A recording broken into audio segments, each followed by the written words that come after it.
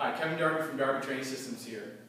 One of the challenges we have with new clients is we're trying to groove proper patterns, but the client also wants us to kick their ass a little bit.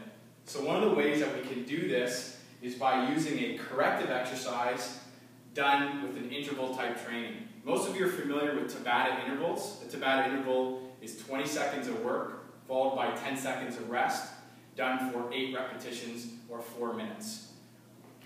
I'll show you using a kettlebell deadlift Tabata. Obviously, I'm not going to do the full Tabata series. So you get the client, you're going to emphasize to them, and you can start off with an elevated surface. The more of a beginner the client is, or who have bad movement patterns, you simply have the kettlebell this high or this high, and they would just do this. For a beginner client, even that short range of movement is going to be effective. And more importantly, you're grooving that hip hinge pattern.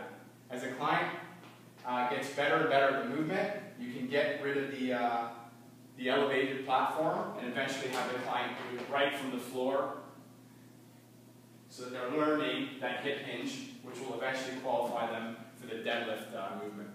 So the way you would do it, set the client up, cue them.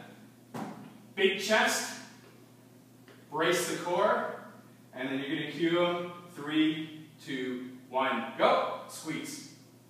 Drive the hips back, drive the hips back, drive the hips back, drive the hips back. And they would do that for 20 seconds with a 10-second rest. It's a really good way of grooving a pattern while still incorporating interval training that will address the client's fat loss goals.